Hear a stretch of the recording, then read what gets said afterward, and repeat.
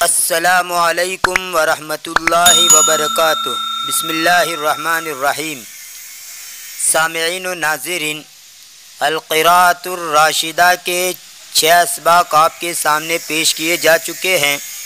آج کا ہمارا یہ ویڈیو اسی کتاب کا سبق نمبر 7 ہے۔ تو آئیے ترجمہ شروع کرتے ہیں۔ بسم اللہ الرحمن الرحیم۔ من یمنعک منی، کون تجھ کو مجھ سے بچائے گا۔ منع یمنع منعن، اس کا معنی ہوتا ہے روکنا، رکاوٹ بننا۔ اور منعہ الشیء ومنہ وعنہ، اس کا معنی ہوتا ہے کسی چیز سے محروم کرنا۔ یعنی منعہ الشیء دوسرا مفعول جب لائیں گے تو براہ راست لائیں گے، یا پھر من کے ساتھ لائیں گے، من لگا کر، یا پھر ان کے ساتھ لائیں گے۔ تو منعہ الشیء تو شیء سے اشارہ ہے کہ ڈائریکٹ مفعول لگائیں گے، اور منہ انہ کے ساتھ اشارہ ہے کہ من کے بعد لائیں گے، ان کے بعد لائیں گے۔ تو منعہ الشیء ومنہ وعنہ، اس کا معنی ہے کسی چیز سے محروم کرنا۔ اسی سے منع یمنع رکنا سے آتا ہے ممنوع وقوف السیارات، یعنی نو پارکنگ، کار پارکنگ ممنوع۔ یعنی کسی جگہ پر اگر آپ کو کہنا ہو کہ یہاں پر پارکنگ نہ کی جائے تو وہاں پر آپ لکھ دیں ممنوع وقوف السیارات، یعنی نو پارکنگ۔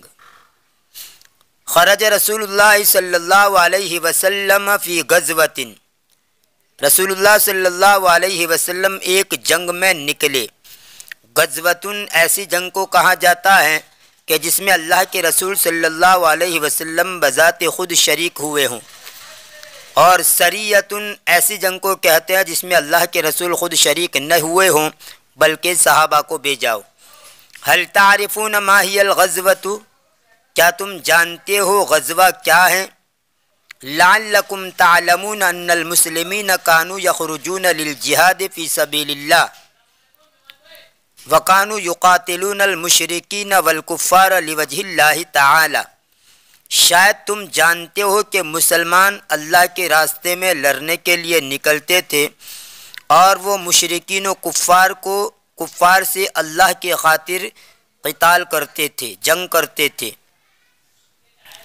وَلَعَلَّكُمْ تَعْلَمُونَ فَضِيلَةَ الْجِهَادِ فِي سَبِيلِ اللَّهِ، اور شاید تم جانتے ہو اللہ کے راستے میں لڑنے کی فضیلت، کہ اللہ کے راستے میں لڑنے کی کتنی فضیلت ہیں، شاید تم اس کو جانتے ہو۔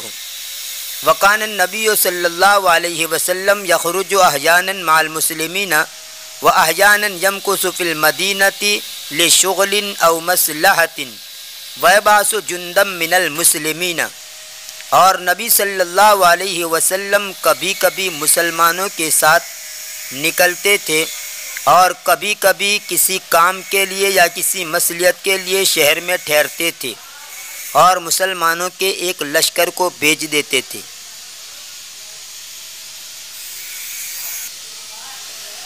جندن اور جندیون، اس کا معنی ہوتا ہے فوجی، سپاہی، اس کی جمع آتی ہے جنودن۔ اور بعث یبعث، اس کا معنی ہوتا ہے بھیجنا، اور احیاناً کا معنی کبھی کبھی۔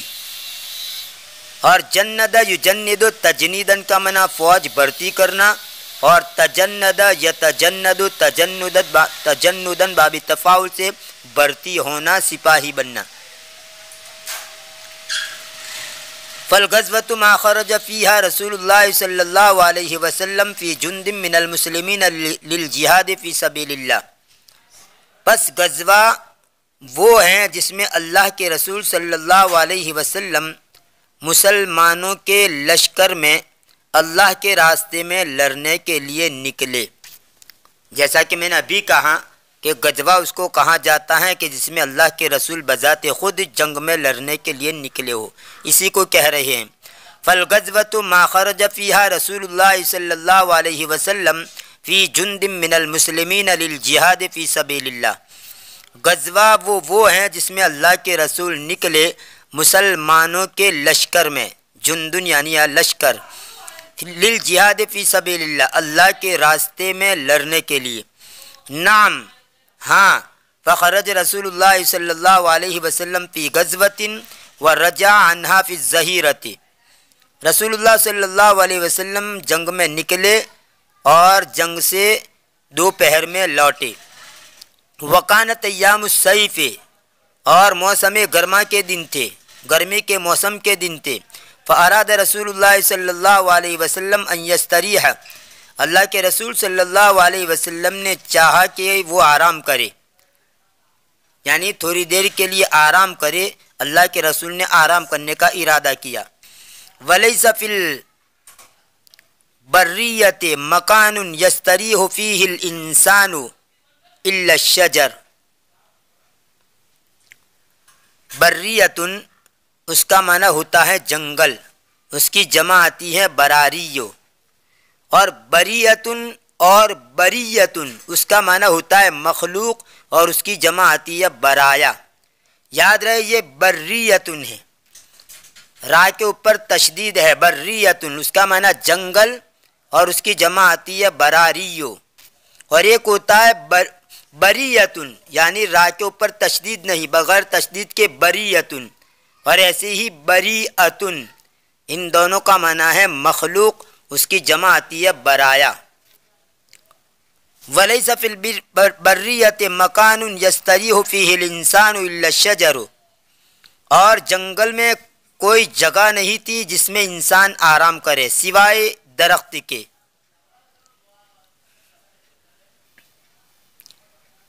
ولیس فی البریۃ فی بلاد العرب شجر کثیر ولیس فیہا الا السمر، اور عرب کے علاقوں میں جنگل میں بہت درخت نہیں تھے، اور اس میں صرف سمورہ نام کا درخت تھا۔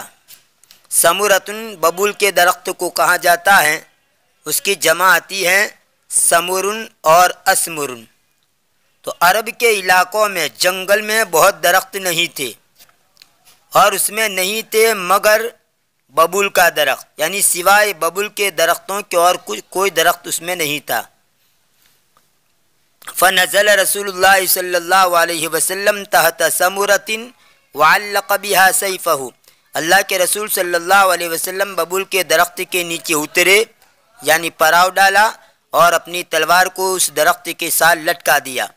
وتفرق الناس وناموا، اور لوگ بکھر گئے یعنی الگ الگ ہو گئے، وناموا اور وہ سو گئے، یعنی الگ الگ جگہوں پر بکھر گئے اور سو گئے۔ ونام رسول اللہ صلی اللہ علیہ وسلم تحت السمرۃ، اور اللہ کے رسول صلی اللہ علیہ وسلم ببول کے درخت کے نیچے سو گئے۔ وجاء رجل من المشرکین وسیف رسول اللہ صلی اللہ علیہ وسلم معلق بالسمرۃ وهو فی غمدہ، مشرکین میں سے ایک آدمی آیا اس حال میں کہ اللہ کے رسول کی تلوار ببول کے درخت کے ساتھ لٹکی ہوئی تھی، اور وہ اس کی میان میں تھی۔ جس کے اندر تلوار رکھی جاتی ہے اس کو کہا جاتا ہے گمدن، اس کو میان بولتے ہیں۔ اس کی جمع آتی ہے گمودن اور اگمدن، دونوں جمع آتی ہے، اگمادن، گمودن اور اگمادن۔ گمدن کی جمع گمود اور اگماد یعنی میان۔ گمد سیف، گمد یگمد اور گمد یگمد، نصر اور ضرب دونوں سے، اس کا معنی ہوتا ہے تلوار میان میں رکھنا۔ بابی فعل سے بھی آتا ہے اگمد یگمد اگمادن، یعنی تلوار میان میں رکھنا۔ فَأَخَذَ الْمُشْرِكُ السَّيْفَ وَسَلَّهُ مِنْ گِمْدِهِ، پس مشرک نے تلوار کو لیا اور اس کو اس کی میان سے سونتا۔ سلّ یسلّ سلن باب نصر سے، اور استل یستل استلالن باب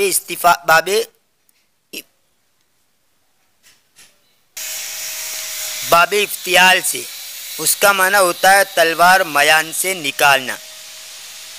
اسی سے سلیل اور مستلن سونتی ہوئی تلوار، تلوار وغیرہ سونتی ہوئی ہو یعنی نکالی ہوئی ہو، اس کو کہا جاتا ہے سلیل مستل۔ اور سلّا یسلو اس کا ایک معنی ہوتا ہے آہستہ سے کھینچنا۔ اور ان سلّا من مکان باب انفعال کے اندر لے جائیں گے، ان سلّا من مکان تو اس کا معنی ہوتا ہے آنکھ بچا کر نکل جانا، خفیہ طور پر نکل جانا، آہستہ سے نکل جانا۔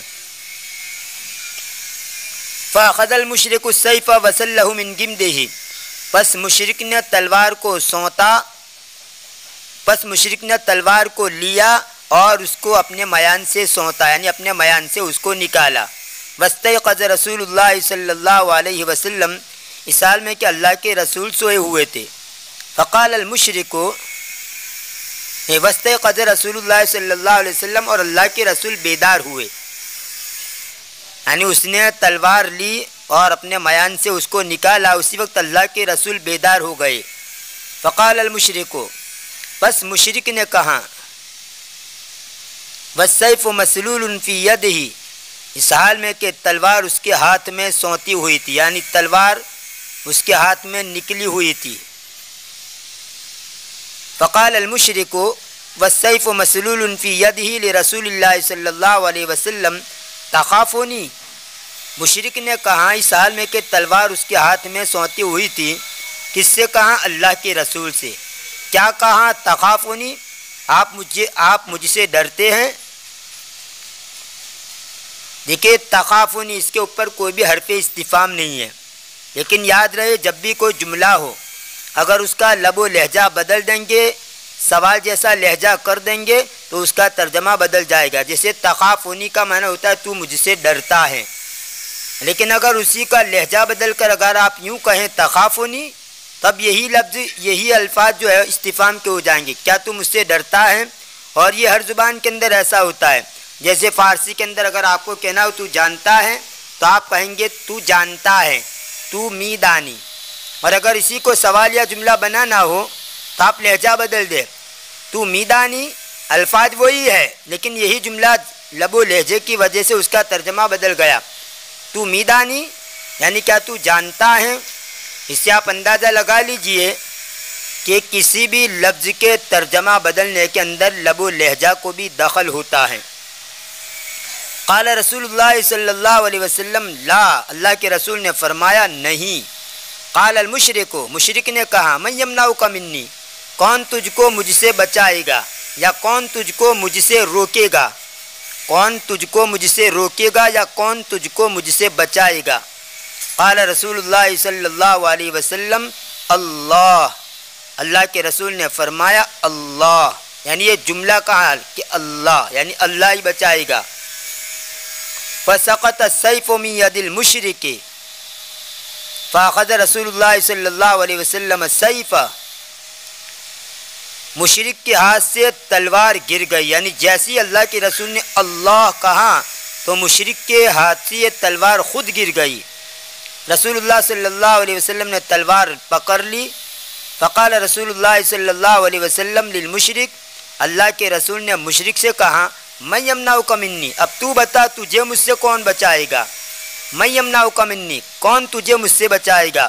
فقال المشرک تو مشرک نے کہا کن خیر آخذ اس کا لفظی ترجمہ تو ہوگا کہ تو ہو جا بہترین پکڑنے والا۔ اخذ یاخذ سے آخذ اسم فاعل کا صیغہ ہے اور خیرون کا معنی بہتر، اور کان یکون سے کن امر کا صیغہ ہے تو ہو جا، خیر آخذ بہترین پکڑنے والا، یعنی کہنا یہ چاہتے ہیں کہ آپ سے یہی امید ہے کہ آپ مجھے کچھ کریں گے نہیں۔